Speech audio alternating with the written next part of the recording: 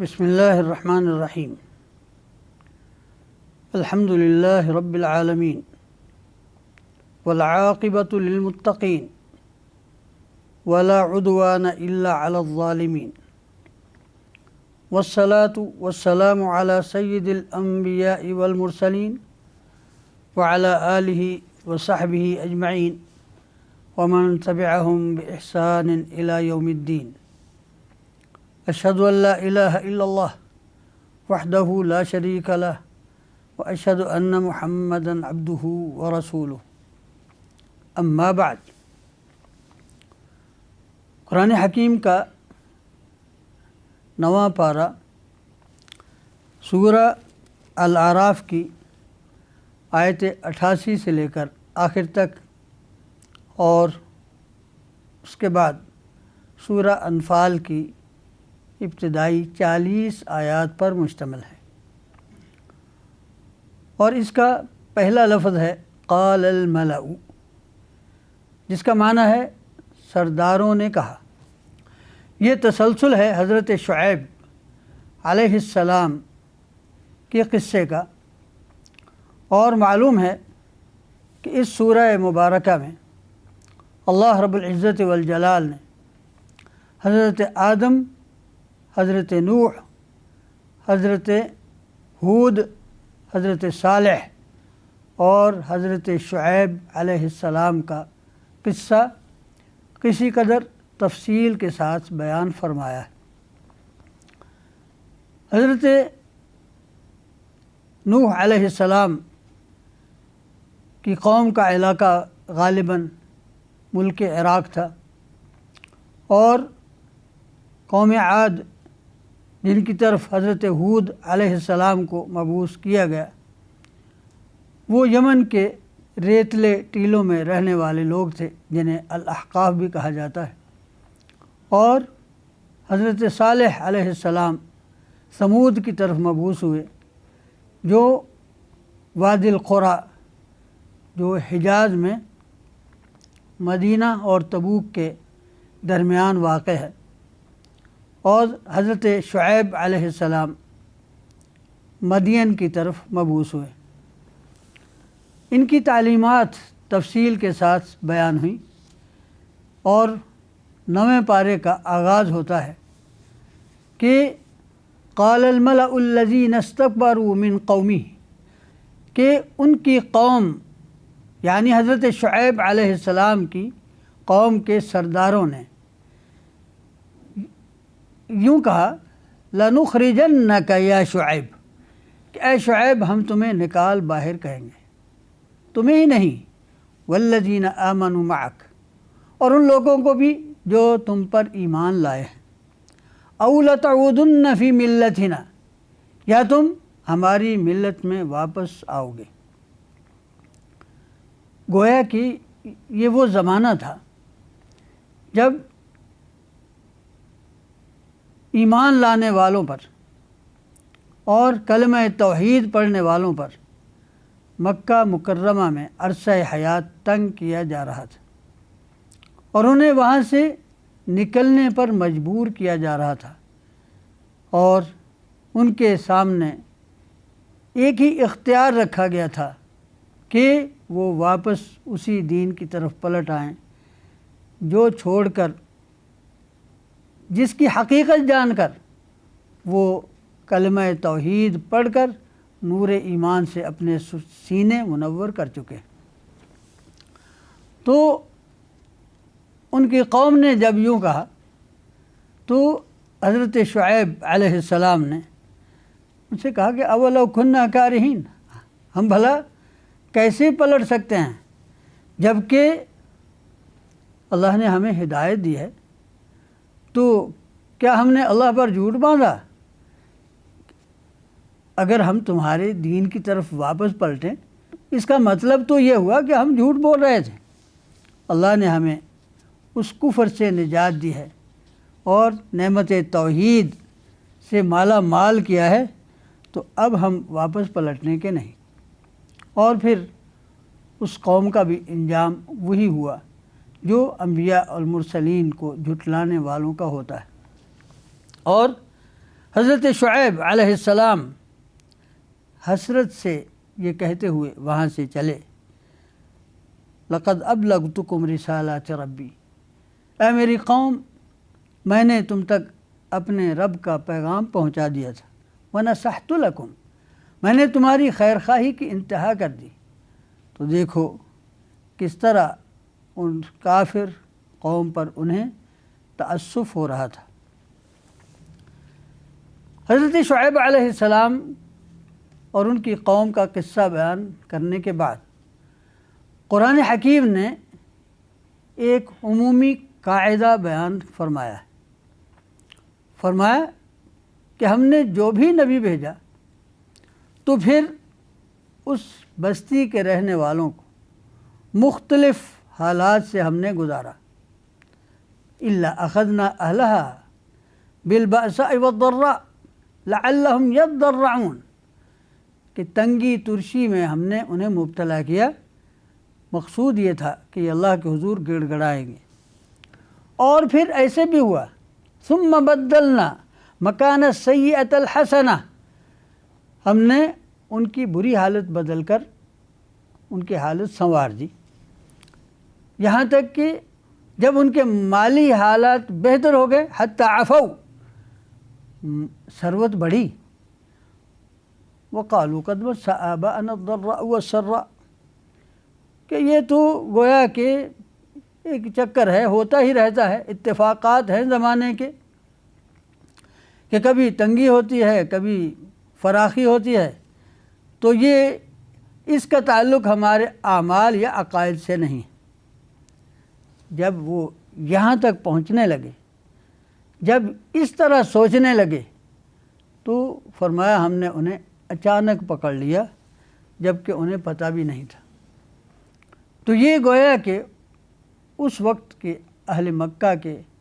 اور اس کے بعد دنیا بھر کے کفار کو گویا کہ تنبیہ ہے کہ اہل کفر کی سوچ اس طرح ہوتی ہے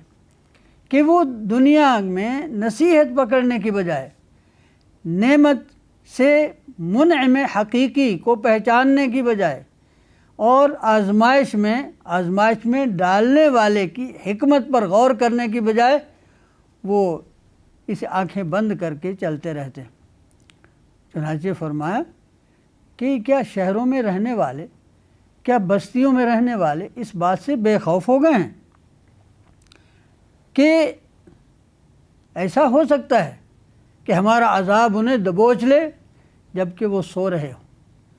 کیا شہروں میں رہنے والے اس بات سے بے خوف ہو گئے ہیں کہ ہمارا عذاب انہیں اپنی پکڑ میں لے لے جبکہ وہ دن میں کھیل کود میں مصروف ہوں؟ کیا وہ اللہ کی تدبیر سے بے خوف ہو گئے ہیں؟ اللہ کی تدبیر سے صرف وہی بے خوف ہوتے ہیں جو ہارے ہوئے ہوتے ہیں۔ اور اس کے بعد قرآن حکیم نے ایک اور تنبیہ فرمائی۔ حضرت شعیب علیہ السلام کے بعد حضرت موسیٰ علیہ السلام کا زمانہ یہ یعنی کافی بعد کا ہے۔ کچھ لوگ جو حضرت موسیٰ اور حضرت شعیب میں ملاقات کا قصہ بناتے ہیں وہ غلط فہمی پر مبنی ہے۔ حضرت شعیب علیہ السلام کا زمانہ حضرت موسیٰ علیہ السلام سے بہت پہلے کا ہے۔ حضرت موسیٰ علیہ السلام کی بعثت یہ انسانی تاریخ میں ایک موڑ ہے، اور ان سے پہلے یعنی حضرت موسیٰ علیہ السلام کی بعثت سے پہلے یوں ہوا، قوم عاد ہلاک برباد ہوئی، قوم ثمود ہلاک و برباد ہوئی، حضرت شعیب علیہ السلام کی قوم ہلاک و برباد ہوئی، جبکہ حضرت موسیٰ علیہ السلام کو اللہ تعالیٰ نے یہ منظر دکھایا کہ ان کی آنکھوں کے سامنے ان کا دشمن ہلاک اور برباد ہوا، اور حضرت موسیٰ اور ان کی قوم کو ان کے زمینوں کا، ان کے علاقوں کا، ان کے خزانوں کا وارث بنا دیا۔ تو یہ ایک انقلابی گویا کہ موڑ تھا، اور اسی لیے گویا کہ تنبیہ کی جا رہی ہے، گویا کہ سمجھایا جا رہا ہے کہ اب انسانی تاریخ ایک نئی کروٹ لے رہی، نئی کروٹ لے چکی ہے۔ چنانچہ یہاں پھر غور کرنے کے لیے ذرا رکنے کو کہا، فرمایا اولم یہدی للذین یرثون الارض من بعد اہلہا، اولم یہدی للذین یرثون الارض من بعد اہلہا ان لو نشاء اصبناہم بذنوبہم، کیا زمین کے اصل باسیوں کے بعد آنے والے لوگ کہ یہاں کہیں عادی تھے، کہیں سمودی تھے، کہیں قوم شعیب تھی، تو ان تمام اقوام کی بربادی کے بعد آنے والوں کو یہ بات ہی راہ راست پر لانے کے لیے کافی نہیں ہے کہ اگر ہم چاہیں تو جس طرح ان کو ان کے جرائم کی سزا میں ہلاک کیا، انہیں بھی ہم ہلاک اور برباد کر سکتے ہیں۔ تو یہ بات تو ان کی ہدایت کا ذریعہ بننی چاہیے، لیکن اس کے باوجود یہ لوگ غور نہیں کرتے۔ تِلْكَ الْقُرَىٰ نَقُصُّ عَلَيْكَ مِنْ أَنْبَائِهَا، اے محمد صلی اللہ علیہ وسلم، ان شہروں کی، ان بستیوں کے قصے ہم تمہیں سناتے ہیں، اور ان کی طرف ان کے رسول آئے، فَمَا كَانُوا لِيُؤْمِنُوا بِمَا كَذَّبُوا مِنْ قَبْلِ، لیکن وہاں کے رہنے والے ان پر ایمان نہیں لائے۔ تو كَذَلِكَ يَطْبَعُ اللَّهُ عَلَى قُلُوبِ الْكَافِرِينَ، تو در حقیقت ان کے دلوں پر مہر ہوتی ہے۔ اس تمہید کے بعد حضرت موسیٰ علیہ السلام کی بعثت کا تذکرہ ہوتا ہے۔ فرمایا ثُمَّ بَعَثْنَا مِن بَعْدِهِم مُوسَىٰ بِآيَاتِنَا إِلَىٰ فِرْعَوْنَ وَمَلَئِهِ، کہ یہ ادوار گزرنے کے بعد ہم نے موسیٰ کو فرعون اور اس کے گروہ کی طرف بھیجا، جو اس کے ملا تھے، جو اس کے بڑے بڑے درباری تھے، ان کی فہمائش کے لیے حضرت موسیٰ علیہ السلام کو بھیجا اور اپنی آیات دے کر بھیجا، لیکن انہوں نے ہماری آیات کے ساتھ اچھا سلوک نہیں کیا، تو دیکھو فسادیوں کا کیا انجام ہوا۔ اس کے بعد حضرت موسیٰ علیہ السلام کا کلام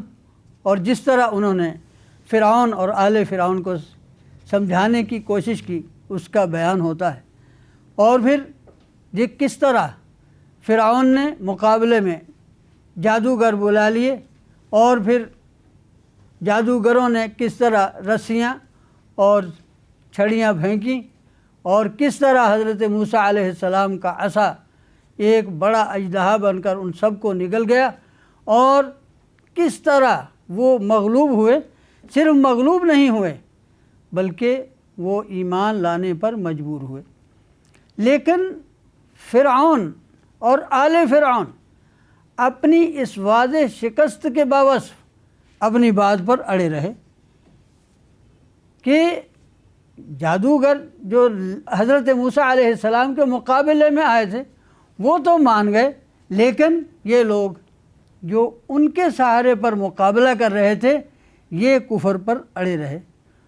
نہ صرف اڑے رہے بلکہ ان ایمان لانے والوں کو سزائیں دینے پر تل گئے اور کہنے لگا لَأُقَطِّعَنَّ أَيْدِيَكُمْ وَأَرْجُلَكُمْ مِنْ خِلَافٍ، میں تو تمہارے ہاتھ پاؤں کاٹ دوں گا، ثُمَّ لَأُصَلِّبَنَّكُمْ أَجْمَعِينَ، تم سب کو سولی پر لٹکا دوں گا۔ لیکن وہ سب کے سب جن کے دلوں میں ایمان راسخ ہو چکا تھا، جو حضرت موسیٰ علیہ السلام کا نشان دیکھ کر ایمان کے نور سے اپنے سینے منور کر چکے تھے، انہوں نے کہا ہمیں اس بات کی پرواہ نہیں، اِنَّا إِلَىٰ رَبِّنَا مُنْقَلِبُونَ، ہم تو اپنے رب کی طرف جانے والے ہیں۔ وَمَا تَنْقِمُ مِنَّا إِلَّا أَنْ آمَنَّا بِآيَاتِ رَبِّنَا لَمَّا جَاءَتْنَا، ہم میں کیا عیب ہے، ہماری کیا غلطی ہے، یہی نا کہ جب ہمارے رب کی طرف سے حق آیا ہم نے مان لیا، ہم نے اپنے رب کی طرف سے نشانی دیکھی اور پھر اس کے حضور سر تسلیم خم کر دیا۔ اب ہم اللہ کے حضور دعا ہی کرتے ہیں ربنا افرغ علینا صبرا وتوفنا مسلمین، اے ہمارے رب ہم پر صبر گویا کہ انڈیل دے اور ہمیں اس حالت میں موت نصیب فرما کہ ہم تیرے فرما بردار ہوں۔ گویا کہ یہ اہل اسلام کے سامنے ایک مثال پیش کی جا رہی تھی کہ تمہارے زمانے کا فرعون ابو جہل و ابو لہب اگر اسی طرح ظلم و ستم ڈھا رہے ہیں تو اہل اسلام کا فرض یہ ہے کہ اسی طرح استقامت کا مظاہرہ کریں جس طرح حضرت موسیٰ اور حضرت ہارون علیہ السلام پر ایمان لانے والے جادوگروں نے کیا تھا۔ اور پھر اس کے بعد حضرت موسیٰ علیہ السلام کی حیات طیبہ کا ایک اور پہلو سامنے آتا ہے کہ فرعون مغلوب تو ہو گیا، لیکن حضرت موسیٰ علیہ السلام پر ہاتھ ڈالنے سے وہ کچھ خوف زدہ بھی تھا۔ اس کے سردار انہیں اکساتے ہیں کہ یہ یعنی اس طرح سستی کرو گے، اتذر موسیٰ و قومہ لیفسدوا فی الارض، کیا موسیٰ اور ان کی قوم کو اسی طرح چھوڑے رہو گے کہ یہ فساد برپا کریں اور ہماری حکومت ہم سے چھین لیں؟ تمہارا دین بھی چھوڑے ہوئے ہیں، ہمارے معبودوں کو بھی چھوڑے ہوئے ہیں۔ تو اب اس نے ظلم و ستم کا ایک نیا طریقہ ایجاد کیا کہ بچوں کو ذبح کرنے لگے، عورتوں کو زندہ رکھنے لگے اور اپنی قاہری کا اور زبردستی کا مظاہرہ کرنے لگے۔ حضرت موسیٰ علیہ السلام نے اپنی قوم سے کہا استعینوا باللہ واصبروا،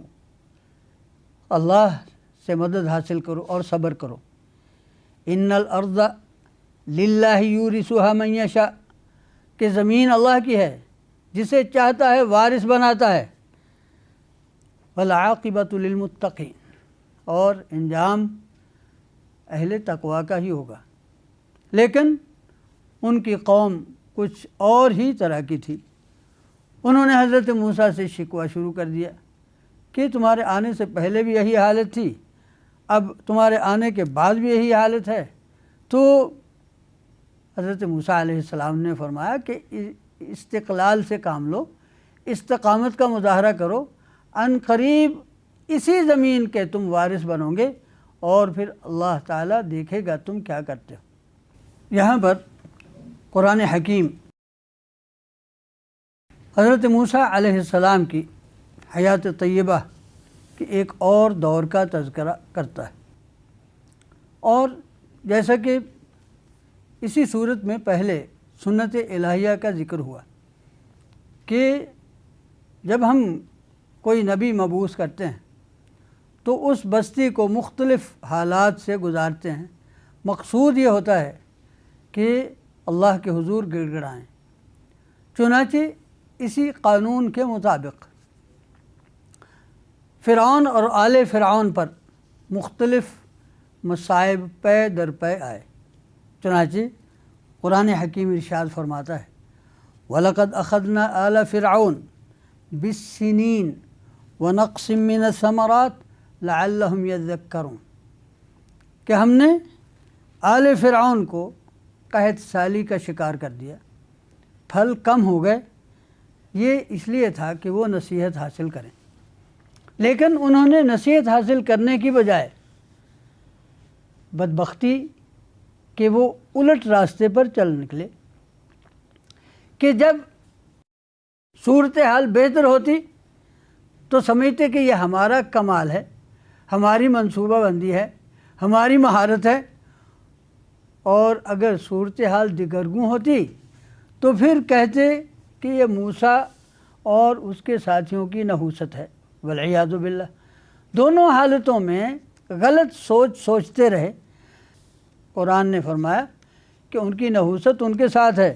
لیکن ان کو پتہ نہیں، اور پھر اگر وہ بولے بھی تو کہنے لگے کہ موسیٰ مہما تأتینا بہ من آیۃ لتسحرنا بہا، کہ تو جو بھی نشان دکھا لے، جتنے بھی جادو کے مظاہرے کر لے، ہم تم پر ایمان لانے کے نہیں۔ جب انہوں نے یہ کہا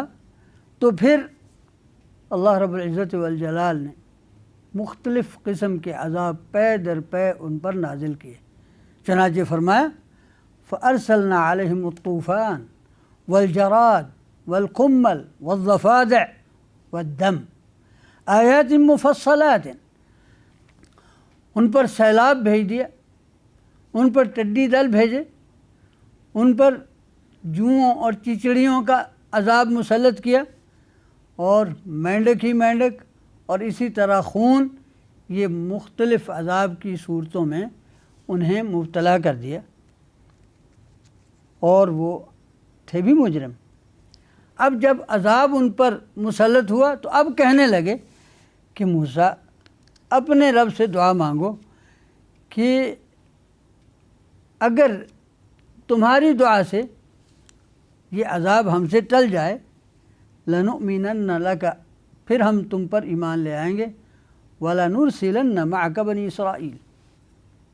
اور بنی اسرائیل کو تمہارے ساتھ روانہ کر دیں گے۔ لیکن فرمایا فَلَمَّا كَشَفْنَا عَنْهُمُ الرِّجْلَ إِلَىٰ أَجَلٍ هُمْ بَالِغُوهُ إِذَا هُمْ يَنكُثُونَ، اور جب ہم نے ایک مقررہ مدت تک کے لیے عذاب ان سے ہٹایا تو پھر بدعہدی کرنے لگے۔ پھر ایسا ہوا کہ ہم نے ان سے انتقام لیا اور انہیں غرق کر دیا سمندر میں۔ یہ پاداش تھی اس بات کی کہ انہوں نے ہماری آیات کو جھٹلایا تھا اور اس سے وہ بالکل غور کرنے پر آمادہ نہ تھے، اور ان کا وارث بنا دیا اس قوم کو، کانوا یستضعفون مشارق الارض و مغاربہا، زمین کے مشرق و مغرب کے وارث ان لوگوں کو بنا دیا جنہیں بہت کمزور سمجھا جاتا تھا، یعنی بنی اسرائیل۔ یہ گویا کہ ایک طرح کا اشارہ تھا کہ مکہ کے فرعون اور ان کی آل بھی غرق ہونے جا رہی ہے، اور ایک دفعہ پھر استخلاف فی الارض کا وعدہ پورا ہونے جا رہا ہے، اور اہل ایمان پھر سے زمین کے وارث بننے جا رہے ہیں۔ ہاں، ایک اور قصہ بیان ہوتا ہے کہ آل فرعون جب غرق ہوئے اور بنی اسرائیل اس سمندر سے بحفاظت پار ہوئے، تو بنی اسرائیل ایک ایسی قوم کے پاس سے گزرے کہ جو اپنے بتوں پر معتکف تھے، تو موسیٰ علیہ السلام سے کہنے لگے کہ ہمارے لیے بھی اس طرح کے معبود بنا دو جس طرح ان کے ہیں۔ تو حضرت موسیٰ علیہ السلام نے کہا انکم قوم تجہلون، بڑی جاہل قوم ہوں، یہ تو جو کچھ کر رہے ہیں سب ہلاکت اور بربادی ہے، اور جو کچھ یہ کر رہے ہیں سب کا سب باطل بے حقیقت ہے۔ کیا اللہ کو چھوڑ کر کسی اور کو معبود بنائیں؟ وَهُوَ فَضَّلَكُمْ عَلَى الْعَالَمِينَ، جس نے تم پر اتنا احسان فرمایا، اور اس نے تمہیں فرعون اور آل فرعون سے نجات دی جبکہ وہ تمہیں طرح طرح کے عذاب چکھا رہے تھے، اور اس میں تمہارے رب کی طرف سے کتنی بڑی آزمائش تھی، تو اس آزمائش سے تمہیں نکالا۔ اس کے بعد حضرت موسیٰ علیہ السلام کو 40 راتوں کے لیے کوہ طور پر مناجات کے لیے بلایا جاتا ہے،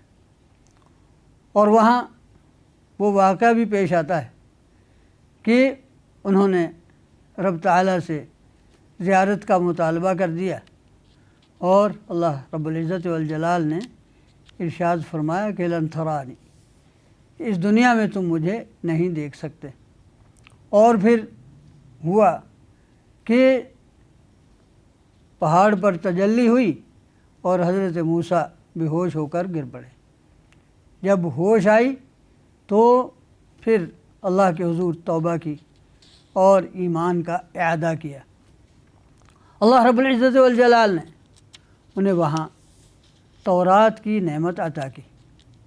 اور ساتھ ہی انہیں یہ بھی فرما دیا کہ اسے خود بھی مضبوطی سے تھامو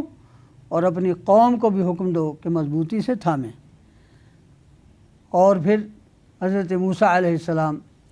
تورات کا تحفہ لے کر اپنی قوم کی طرف آئے، تو قوم اس دوران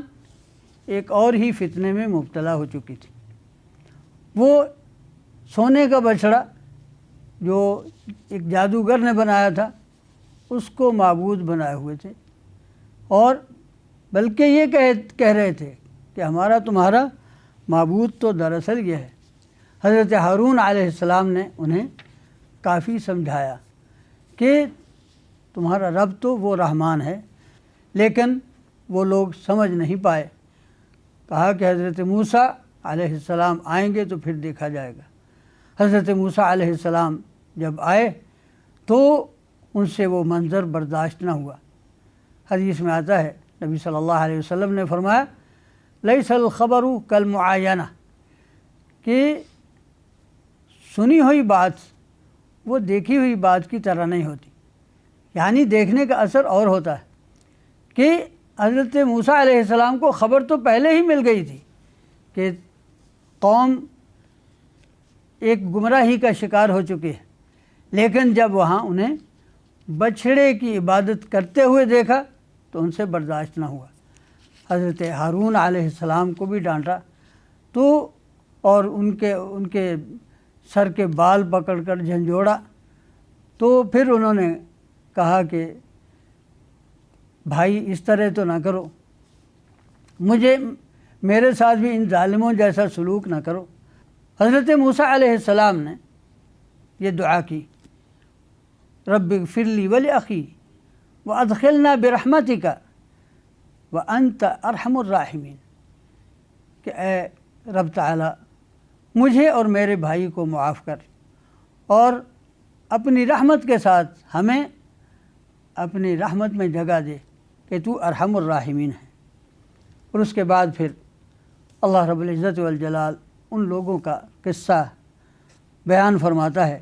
کہ جن لوگوں نے بچھڑے کی عبادت کی وہ غضب الہی سے نہیں بچ پائیں گے۔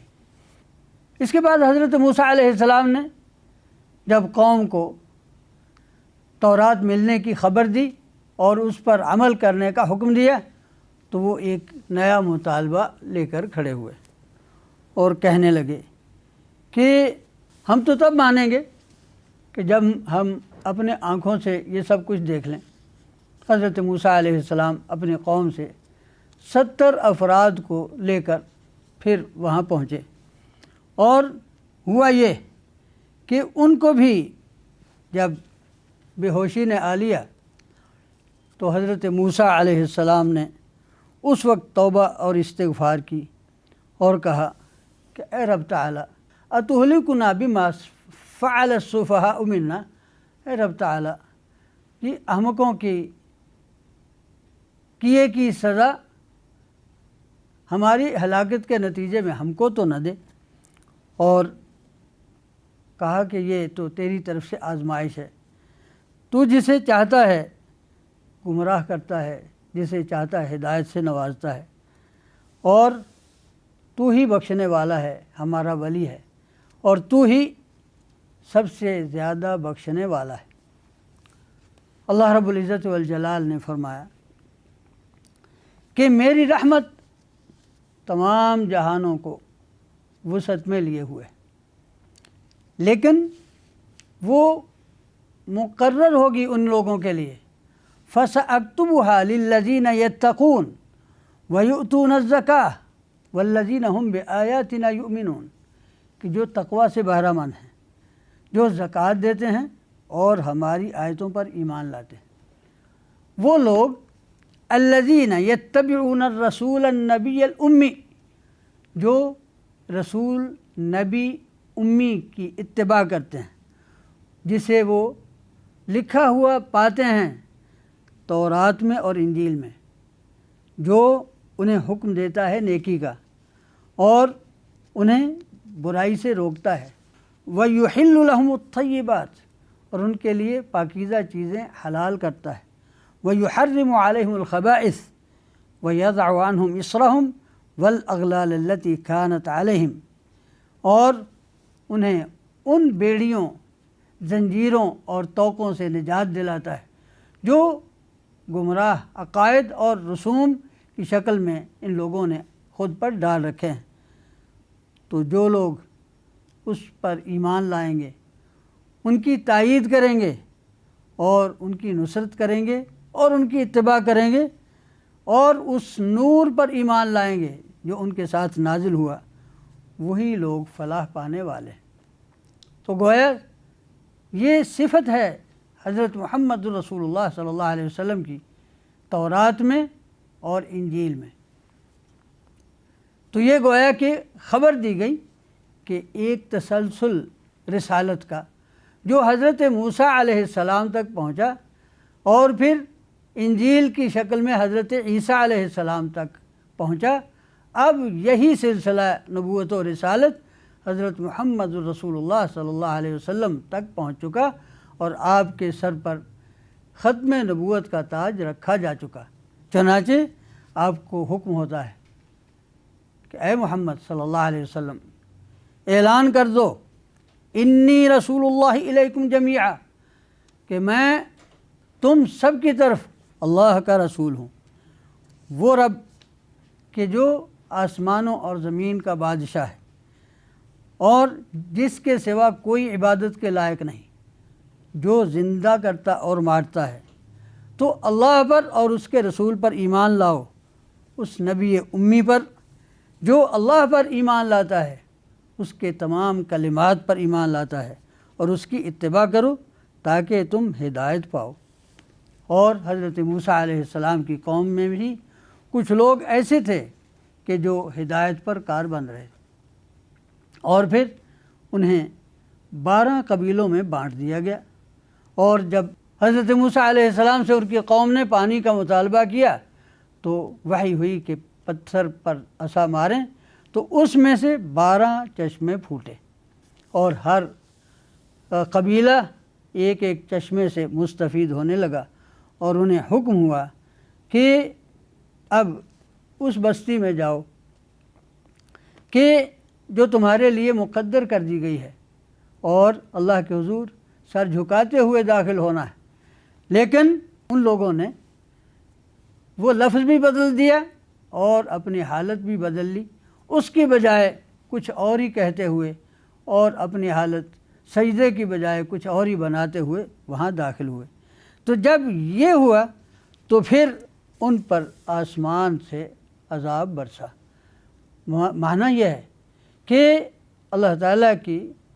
بھیجے ہوئے رسول پر ایمان لانا اور ان کے ساتھ آنے والی تعلیمات پر عمل کرنا ہی نجات کا واحد راستہ ہے، اور اس راستے سے گریز کرنے والوں کا انجام اچھا نہیں ہوتا۔ یہی سورہ الاعراف کا سبق ہے، اور یہاں 9واں پارہ تقریباً نصف کو پہنچتا ہے۔ وباللہ تعالی التوفیق۔ بسم اللہ الرحمن الرحیم۔ سورہ الاعراف میں مختلف اقوام کے قصے بیان ہوئے۔ بنی اسرائیل کا قصہ بہت تفصیل سے ذکر ہوا، اور اب اشارہ ہوتا ہے بنی اسرائیل ہی کے ایک قصے کی طرف جو رہتی دنیا تک کے انسانوں کے لیے عبرت کا نشان بنا ہوا ہے۔ چنانچہ فرمایا کہ ان سے پوچھو، گویا کہ بنو اسرائیل کو متوجہ کیا گیا کہ یہ جن کے ایک قبیلے سے یہ واقعہ پیش آیا تھا۔ فرمایا کہ پوچھو ان سے اس بستی کے بارے میں جو سمندر کنارے تھے، کہ جب ہفتے کے بارے میں وہ احکام الہی سے تجاوز کرتے رہے، اور ان کی آزمائش بھی اس طرح ہوئی کہ جب ہفتہ ہوتا تو مچھلیاں بہت آتی ان کی نگاہوں کے سامنے، ان کے ہاتھوں میں آتی، اور جب ہفتہ نہ ہوتا تو پھر کوئی مچھلی نظر ہی نہ آتی۔ انہوں نے مچھلیاں پکڑنے کے لیے ہیلا کر لیا، اور ہفتے کے دن پانی روک لیتے مچھلیاں اس میں پھنس جاتی اور جب ہفتے کا دن گزر جاتا تو پھر ان کو پکڑ لیتے۔ کچھ لوگوں نے انہیں سمجھایا بھی کہ اللہ کے احکام کو اس طرح مذاق میں نہ اڑاؤ، اور کچھ لوگوں نے یوں کہا کہ چھوڑو ان لوگوں کو، ان کے حال پر چھوڑو، کہ تم ایسے لوگوں کو نصیحت کر رہے ہو کہ جو عذاب الہی کا نشانہ بننے والے ہیں۔ تو پھر عذاب کا وعدہ پورا ہوا اور ان پر ایسا عذاب مسلط ہوا کہ جس کی نظیر اس وقت تک نہیں ملتی۔ چنانچہ ان کی شکلیں مسخ کر کے انہیں بندر بنا دیا گیا۔ تو یہ گویا تنبیہ تھی کہ احکام الہی کے ساتھ اس طرح کا مذاق نہیں کرنا چاہیے۔ اور پھر بنی اسرائیل ٹکڑیوں میں بٹے، مختلف جگہوں پر جا کر آباد ہوئے، اور ان میں کچھ لوگ نیک بھی رہے اور کچھ دوسرے راستے پر چلے، اور جیسا کہ سورت کے آغاز میں بتایا گیا تھا، یہاں بھی پھر اشارہ ہوا وَبَلَوْنَاهُمْ بِالْحَسَنَاتِ وَالسَّيِّئَاتِ، کہ ہم انہیں مختلف طریقے سے آزماتے رہے، کبھی اچھائی سے اور کبھی برائی سے۔ مقصود یہی تھا کہ وہ اللہ کے حضور رجوع کر لیں، لیکن ان کے بعد ایسے ناخلف آئے کہ جو کتاب کے وارث تو تھے لیکن احکام الہی کے عوض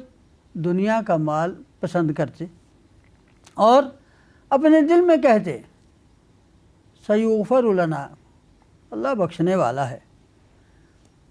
اور جو بھی سامان آتا اسے قبول کرتے۔ اللہ فرماتا ہے الم یؤخذ علیہم میثاق الکتاب الا یقولوا علی اللہ الا الحق، کیا ان سے عہد نہیں لیا گیا تھا کہ اللہ کے بارے میں حق ہی کہیں گے، اور وہ کتاب میں جو کچھ تھا وہ پڑھ چکے تھے، اور انہیں یہ بھی معلوم ہونا چاہیے تھا والدار الآخرۃ خیر للذین یتقون افلا تعقلون، کہ انجام کار اہل تقوی کا ہوتا ہے، کیا انہیں عقل نہ تھی؟ تو پھر وہ لوگ جو احکام الہی کو مضبوطی سے تھامے رہتے ہیں اور نماز قائم کرتے ہیں، تو ایسے لوگوں کا ہم عمل ضائع نہیں کرتے۔ اور یہ بھی ہوا کہ بنی اسرائیل کے ایک گروہ نے جب احکام الہی سے سرتابی کی تو پہاڑ ان کے سروں پر کھڑا کر دیا گیا۔ وَإِذْ نَتَقْنَا الْجَبَلَ فَوْقَهُمْ كَأَنَّهُ ظُلَّةٌ وَظَنُّوا أَنَّهُ وَاقِعٌ بِهِمْ، ایک چھتری کی طرح ان پر تان دیا گیا، اور وہ سمجھ رہے تھے کہ یہ اب ہم پر گرا کے گرا۔ پھر انہیں اس حالت میں رکھ کر ان سے عہد لیا گیا خُذُوا مَا آتَيْنَاكُمْ بِقُوَّةٍ وَاذْكُرُوا مَا فِيهِ لَعَلَّكُمْ تَتَّقُونَ، کہ احکام الہی کو مضبوطی سے تھامو اور جو کچھ اس میں ہے اسے یاد رکھو اور تقوی کی راہ پر چلتے رہو۔ اور پھر یہ عہد صرف بنی اسرائیل سے نہیں تھا، بلکہ اللہ رب العزت والجلال نے آدم علیہ السلام کی پوری اولاد سے لیا تھا۔ چنانچہ یہاں عہد الست کی طرف بھی اشارہ کیا گیا کہ وہ وقت یاد رکھنے کا ہے کہ جب رب تعالیٰ نے تمہیں حاضر کر کے سب سے عہد لیا تھا، پوچھا تھا الست بربکم، کیا میں تمہارا رب نہیں؟ تو سب نے کہا تھا کہ کیوں نہیں، تو ہی ہمارا رب ہے۔ تو جب اسی عہد کی یاد دہانی کے لیے اللہ رسول مبعوث فرماتا ہے تو تم اس عہد کا پاس کیوں نہیں کرتے؟ اور ایسا بھی ہوتا ہے کہ احکام الہی کا علم ہونے کے باوصف کچھ لوگ ایسے ہوتے ہیں کہ احکام کو پس پش ڈالتے ہیں اور دنیا کو ترجیح دیتے ہوئے احکام الہی سے غافل ہو جاتے ہیں، اور ایسے لوگوں کی حالت قرآن حکیم نے فرمایا فَمَثَلُهُ كَمَثَلِ الْكَلْبِ، کہ اس کی مثال کتے کی سی ہے کہ وہ ہانپتا ہی رہتا ہے، ہر حالت میں اس کی زبان باہر ہی رہتی ہے، یعنی اسے کسی طور سکون میسر نہیں آ سکتا۔ اور فرمایا کہ یہ مثال اچھے لوگوں کی نہیں ہے۔ سَاءَ مَثَلًا الْقَوْمُ الَّذِينَ كَذَّبُوا بِآيَاتِنَا وَأَنفُسَهُمْ كَانُوا يَظْلِمُونَ مَن يَهْدِ اللَّهُ فَهُوَ الْمُهْتَدِي وَمَن يُضْلِلْ فَأُولَئِكَ هُمُ الْخَاسِرُونَ۔ اور یہاں ایک عام قانون کا ذکر کیا جس کا تعلق تقدیر کے ساتھ ہے اور ازلی فیصلے کے ساتھ ہے۔ فرمایا کہ انسانوں کی یہ تقسیم انسانوں کو معلوم ہونا چاہیے کہ ہم نے بہت سے انسانوں کو پیدا ہی جہنم کے لیے کیا ہے۔ وَلَقَدْ ذَرَأْنَا لِجَهَنَّمَ كَثِيرًا مِنَ الْجِنِّ وَالْإِنسِ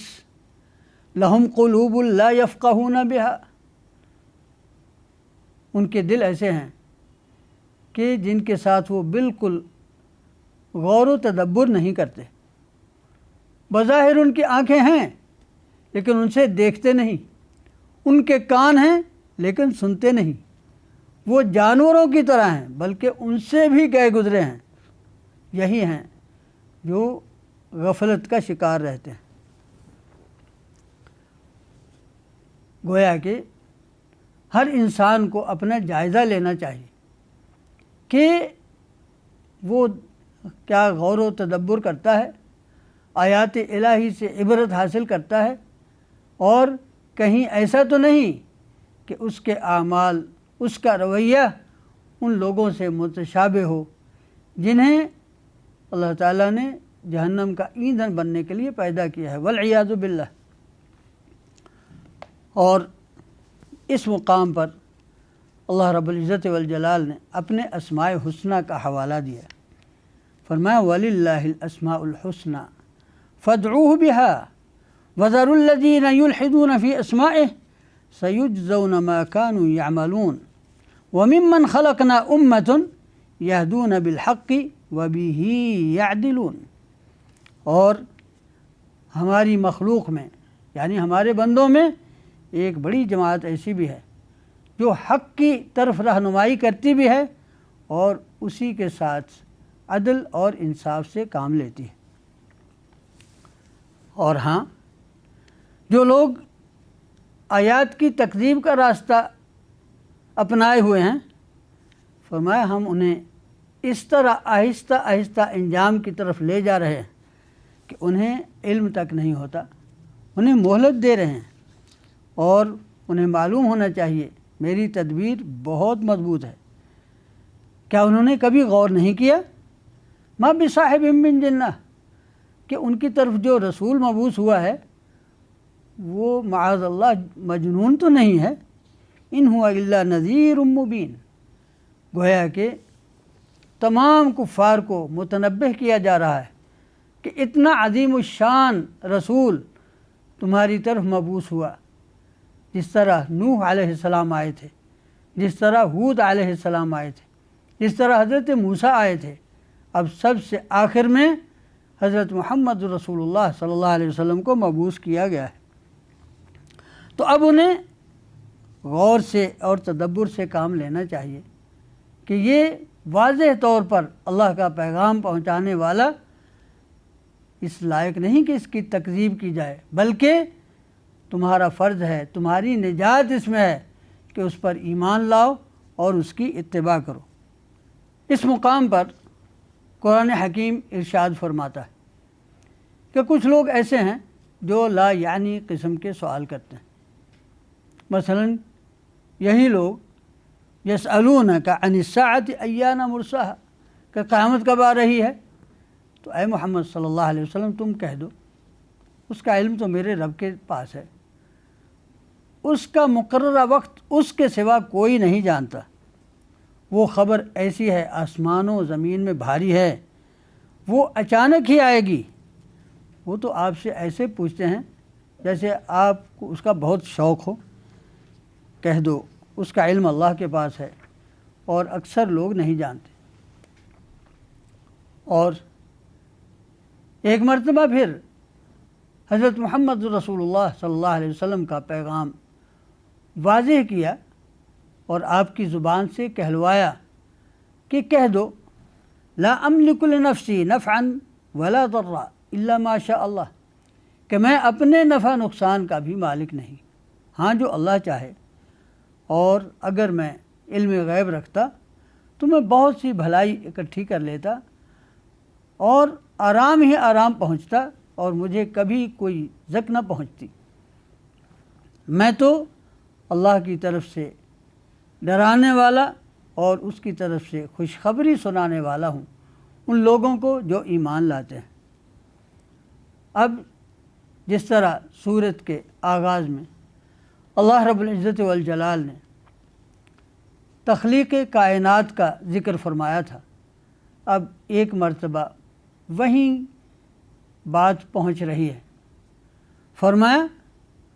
وہی ہے جس نے تمہیں ایک جان سے پیدا کیا اور اسی سے اس کا جوڑا پیدا کیا تاکہ اسے سکون حاصل ہو۔ لیکن انسانوں میں سے کتنے لوگ ہیں کہ جب اولاد پیدا ہونے کو ہوتی ہے تو پھر تو بڑی دعائیں کرتے ہیں کہ اے ہمارے رب، اگر تو ہمیں نیک صالح یعنی جسمانی طور پر درست اولاد عطا کرے تو ہم تیرا شکر ادا کریں گے۔ لیکن جب اللہ تعالیٰ انہیں صحت مند اولاد عطا کرتا ہے تو پھر اس کے شریک بناتے ہیں۔ یہ گویا کہ اشارہ ہے اور انسانوں کے رویے پر طنز ہے کہ جب صحیح سلامت اولاد ہوتی ہے پھر شریک بناتے ہیں کہ یہ فلاں بخش ہے، یہ فلاں نے دیا ہے، لیکن اگر اس میں کوئی نقص ہو تو پھر وہ اللہ کی مرضی ہو جاتی ہے۔ گویا کہ اللہ تعالیٰ معاذ اللہ وہ تو ناقص اولاد عطا کرتا ہے اور جو دوسرے ہیں وہ صالح اور صحت مند اولاد عطا کرتے ہیں۔ فرمایا ان کا کیا رویہ ہے؟ ایشرکون ما لا یخلق شیئا وہم یخلقون، ان کو شریک بنا رہے ہیں جو پیدا تو کیا کریں گے، وہ خود مخلوق ہیں اور وہ کسی طرح سے ان کی مدد کے قابل نہیں ہیں، صلاحیت ہی نہیں رکھتے اور نہ وہ اپنی مدد کر سکتے ہیں۔ اور فرمایا اگر تم ان کو بلاؤ گے راہ راست کی طرف تو یہ راہ راست پر آنے کے نہیں، ان کو بلانا نہ بلانا برابر ہے۔ اور پھر ایک حقیقت کی طرف اشارہ کیا، فرمایا اللہ کو چھوڑ کر جن کی عبادت تم کرتے ہو، جن کو تم پکارتے ہو، عباد امثالکم، جس طرح تم بندے ہو اسی طرح وہ بھی اللہ کے بندے ہیں، تو بھلا ان کو پکار کر دیکھو، تو پھر انہیں چاہیے نا کہ تمہاری پکار سن سکیں۔ فرمایا کہ جن کو تم نے بنا رکھا ہے اور بہت کچھ سمجھ رکھا ہے، کیا ان کے قدم ہیں جن کے ساتھ چلیں، ان کے ہاتھ ہیں جن سے وہ پکڑیں، ان کی آنکھیں ہیں جن سے دیکھیں، ان کے کان ہیں جن سے وہ سنیں؟ اور جب یہ حالت ہے تو پھر تمہیں معلوم ہونا چاہیے کہ ہم سب کا ولی اور کارساز اللہ رب العزت والجلال ہے، اور اس کو چھوڑ کر جن کو تم پکار رہے ہو وہ کسی بھی مدد کے قابل نہیں ہیں، نہ وہ تمہاری مدد کر سکتے ہیں اور نہ وہ اپنی ہی مدد کر سکتے ہیں۔ اب سورت کے آخر میں نبی اکرم صلی اللہ علیہ وآلہ وسلم کو حکم ہوتا ہے، ارشاد ہوتا ہے کہ آپ اللہ کا پیغام پہنچائیں، خذ العفو وامر بالعرف واعرض عن الجاہلین، کہ معافی کو اپنا مستقر رویہ بنا لیں اور نیکی کا حکم دیں اور جاہلوں سے اعراض کریں، ان کے رویے کی پرواہ نہ کریں، اور اگر کبھی شیطان کی طرف سے وسوسہ آتا ہے تو اللہ کی پناہ طلب کریں کہ وہ سننے والا جاننے والا ہے۔ اور سورت کے آخر میں جبکہ مشرک اور کافر لوگ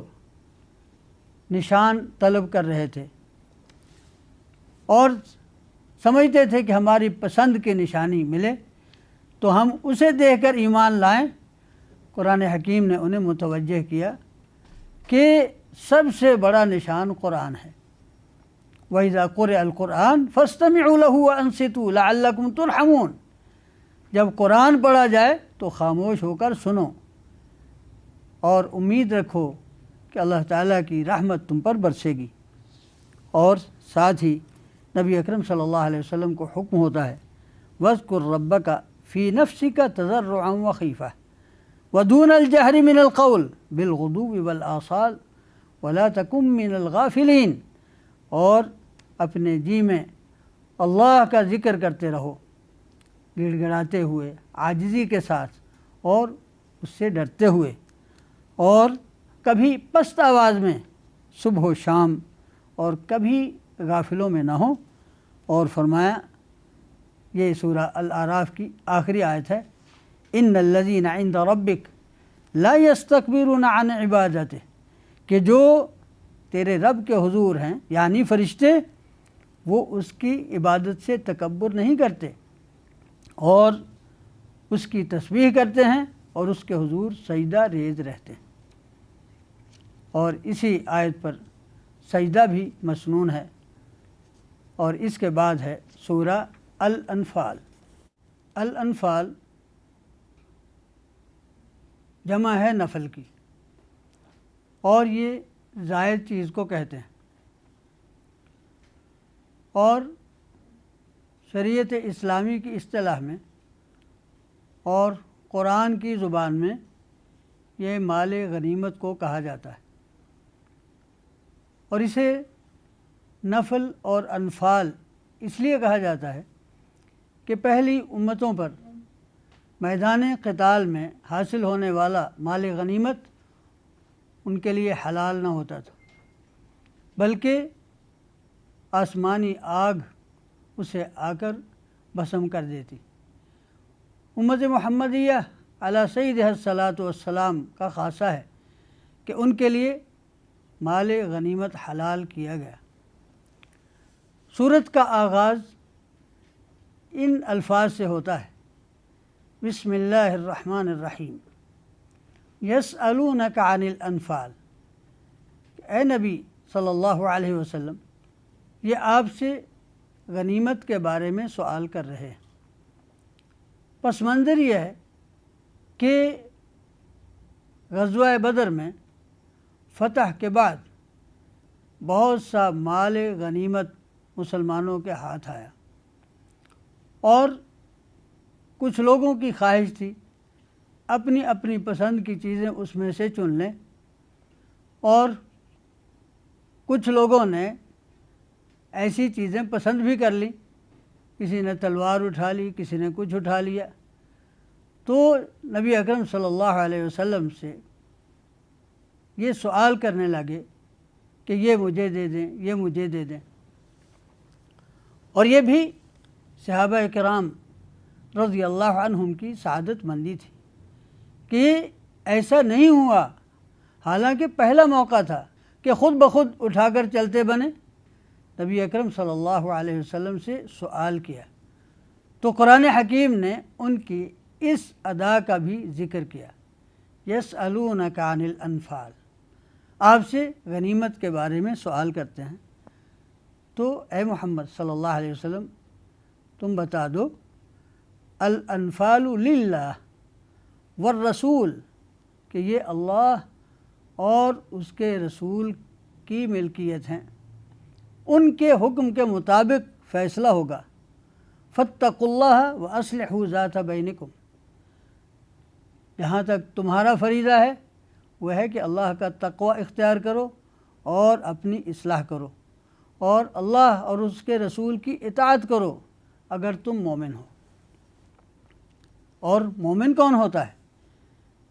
فرمایا انما المؤمنون الذین اذا ذکر اللہ وجلت قلوبہم، مومن صرف وہ ہیں کہ جب اللہ کا نام لیا جائے ان کے دل کانپ جائیں۔ وَإِذَا تُلِيَتْ عَلَيْهِمْ آيَاتُهُ زَادَتْهُمْ ایمانا، اور جب ان پر اس کی آیتیں تلاوت کی جائیں تو ان کا ایمان بڑھ جائے۔ وَعَلَى رَبِّهِمْ يَتَوَكَّلُونَ، اور وہ اپنے رب پر توکل کرتے ہیں۔ الَّذِينَ يُقِيمُونَ الصَّلَاةَ وَمِمَّا رَزَقْنَاهُمْ يُنْفِقُونَ، جو نماز قائم کرتے ہیں اور ہمارے دیے ہوئے رزق میں سے خرچ کرتے ہیں۔ اولئک هم المؤمنون حقا، یہ صفات رکھنے والے وہی ہیں جو حقیقی مومن ہیں۔ لہم درجات عند ربہم ومغفرۃ ورزق کریم، اور ان کے لیے ان کے رب کے ہاں بہت بلند درجات ہیں اور بخشش کا انعام ہے اور عزت کا رزق ہے۔ اب اس کے بعد ذکر ہوتا ہے اس پس منظر کا کہ جس میں غنیمت حاصل ہوئی۔ فرمایا کما اخرجک ربک من بیتک بالحق وان فریقا من المؤمنین لکارہون، کہ اب یہ غنیمت مانگ رہے ہیں۔ اللہ تعالیٰ نے اپنے فضل سے یہ موقع بہم فرمایا، وگرنہ جب اس جنگ کے لیے تم نکلے تھے اس وقت تو یہ حالت تھی کہ مسلمانوں کا ایک گروہ ناپسند کر رہا تھا، وہ چاہتے تھے کہ اس طرح معرکے کی طرف نہ جائیں۔ یجادلونک فی الحق بعدما تبین کانما یساقون الی الموت وهم ینظرون، اور اللہ رب العزت والجلال کا وعدہ تھا۔ فرمایا وہ وقت یاد کرو جب اللہ تم سے وعدہ کر رہا تھا احدی الطائفتین، کہ یہ جو دو گروہ ہیں، ایک قافلہ تجارت ہے اور ایک جو ابو جہل کی اور عتبہ اور شیبہ کی قیادت میں قریش کی جو فوج آئی ہوئی ہے۔ اس وقت مدینہ کے جوار میں دو گروہ تھے، ایک تو ابو سفیان ابن حرب کی قیادت میں آنے والا قافلہ تھا جو شام سے مال تجارت لے کر آ رہا تھا، اور دوسری طرف مکہ سے آنے والے وہ لوگ تھے جو اس قافلہ کی حفاظت کے لیے ابو سفیان کی پکار پر مکمل طور پر مسلح ہو کر اور انتقام کی آگ میں جھلستے ہوئے وہ وہاں سے مدینہ کی طرف رواں دواں تھے۔ اللہ رب العزت والجلال نے فرمایا کہ ہمارا تم سے وعدہ تھا کہ ان دو گروہوں میں سے ایک فریق وہ تمہارے قابو میں ہوگا، اور تمہاری خواہش تو یہ تھی کہ جو قافلہ تجارت ہے جس کے ساتھ زیادہ ہتھیار نہیں ہیں وہ تمہیں میسر آئے تاکہ تم مال حاصل کر سکو، جبکہ اللہ اپنے کلمات کو حق کرنے کا فیصلہ کر چکا تھا اور کافروں کی جڑ کاٹنے کا فیصلہ ہو چکا تھا، تاکہ حق حق ہو جائے، باطل باطل ہو جائے، اور اگرچہ مجرموں کو یہ بات ناپسند ہی ہو۔ فرمایا وہ وقت یاد کرو جب تم دعائیں مانگ رہے تھے اپنے رب سے تو تمہارے رب نے تمہاری دعا قبول کی کہ میں تمہاری مدد کرنے جا رہا ہوں، 1000 فرشتہ جو قطار در قطار تم میں اترے گا، اور یہ بھی ایک بشارت تھی تمہارے دلوں میں اطمینان پیدا کرنے کے لیے، نصر تو اللہ کی طرف سے ہے۔ اور پھر معرکے میں بھی ایسا ہوا کہ اذ یغشیکم النعاس امنہ، اللہ تعالیٰ نے ایک اونگ طاری کر دی لشکر اسلام پر کہ جس سے ایک تھکاوٹ دور ہو گئی، نشاط آ گئی اور خوف ایک دم سے دور ہو گیا۔ دوسری طرف اللہ رب العزت والجلال نے اسی رات مہ بھی برسا دیا کہ جس سے طہارت کا سامان بھی ہو گیا اور پاکیزگی کا سامان بھی ہو گیا اور پینے کو بھی مل گیا، اور دوسری طرف زمین بھی اس طرح جم گئی جس پر پاؤں پھسلتے نہیں تھے۔ اور اللہ رب العزت والجلال نے فرشتوں کو بھی حکم دے رکھا تھا کہ فَثَبِّتُوا الَّذِينَ آمَنُوا، اللہ رب العزت والجلال نے اپنے فرشتوں سے بھی کہہ رکھا تھا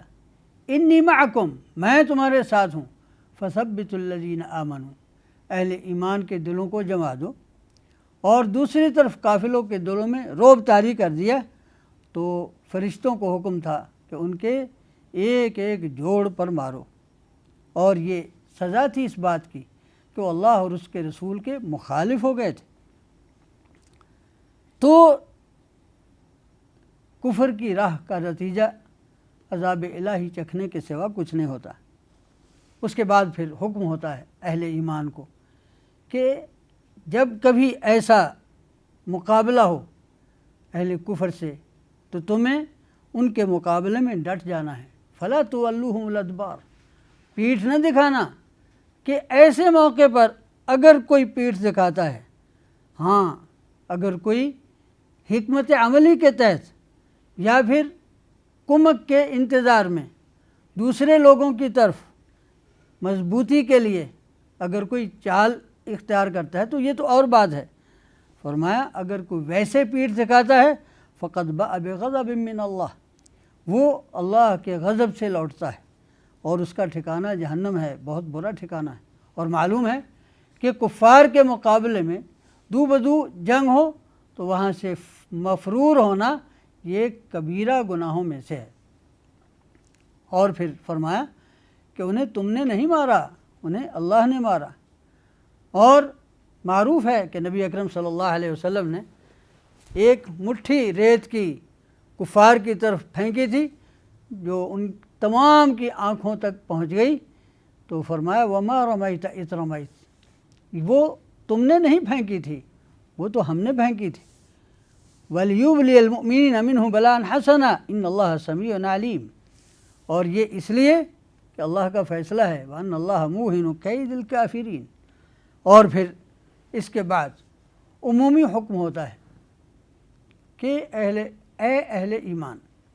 اللہ اور اس کے رسول کی اطاعت کرو اور اس کا حکم سنتے ہوئے منہ موڑ کر نہ چل دو، ان لوگوں کی طرح نہ بنو کہ جو کہتے تو ہیں کہ ہم سنتے ہیں لیکن سنتے نہیں، وہ تو بدترین جانور ہیں کہ جو گونگے بھی ہیں، بہرے بھی اور عقل سے بھی عاری۔ اور پھر آگے اس حکم کی اہمیت بیان کرتے ہوئے فرمایا کہ یا ایھا الذین آمنوا استجیبوا للہ وللرسول اذا دعاکم، اے اہل ایمان، اللہ اور اس کا رسول جب تمہیں کوئی حکم دیں